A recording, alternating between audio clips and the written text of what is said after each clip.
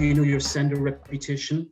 Okay, well, we've referenced the Google Postmaster and Microsoft SNDS reports, but let's just take a moment to say good reputation means you land in the inbox. Average means you'll predominantly land in the inbox, but some of those sends may result in emails landing in the spam folder, and bad reputation means you land in the spam folder. How is this reputation calculated? Well, basically, it's tracking two things, IP reputation and domain reputation. They're calculated separately, but they're two sides of the same coin and play a big role in your overall sender reputation. IP reputation, this is what gets you received by the recipient server. And because all emails can be traced back to an identifiable source that's unique, that's an IP address. And this is a massive number crunching exercise. And it's determining from that IP the volume of emails that were sent, delivered, bounced, both hard and soft, spam complaints, did you incur any spam trap hits, and opens and clicks. And that data is crunched and assessed, and it produces the IP reputation. In particular, spam complaints and spam trap hits are what are what's going to take your reputation downwards. Domain reputation is equally as important, and it plays a vital role in getting you placed in the inbox or spam folder. It's looking at the domain age, your sending practices, and how the domain identifies across the web all come into play. Now, sending practices is highlighted in bold because this is what you can control.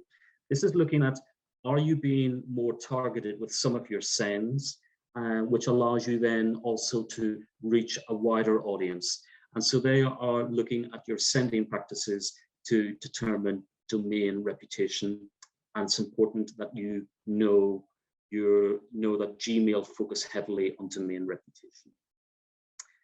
Now we come to the reputation reports. So the first one is Microsoft. They use a traffic light system, green, yellow, red. Green means that less than 10% of your emails are landing in the spam folder. Red, it means that more than 90% of the emails are landing in the spam folder. And yellow is everything in between. In reality, for good inbox placement, you need to be filtering green on your Microsoft SNDS reports. The next slide shows us what an SNDS report looks like. It'll tell you the IP that's being monitored. It'll give you the activity by date, and you can quickly see the filter result. It's all green. Next to the filter result, you have the complaint rate, which is under 0.1 for Microsoft. And two columns along, you can see the trap hits. And for this particular IP, there's only been one trap hit. And so that's a relatively good result. And that is really, really useful information so that you can understand your reputation with Microsoft. With Gmail and Google Mail, you're going to have to sign up to Google Postmaster reports. The number one reason why you should sign up to Google Postmaster reports is that Google do not have a feedback loop with any email platform. What does that mean? It means they will never tell us or any other email platform when a recipient has marked you as spam.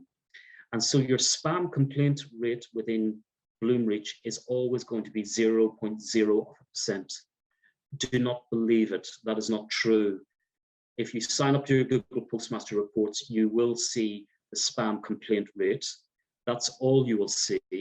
But it's important to know the spam complaint rate because there's a very high relationship between spam complaint rate and the domain reputation.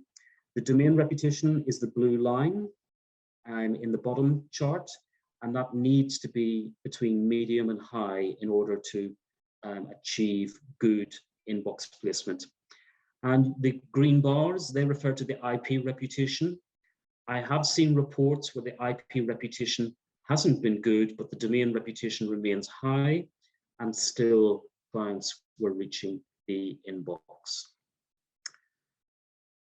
Okay, so those two reports are vital for assessing your reputation. Over to you, Matthew.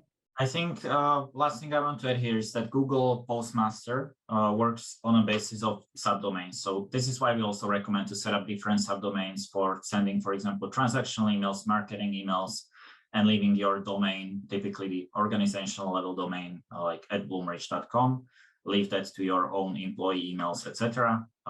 It's really important to separate domains because you are evaluated on different subdomains.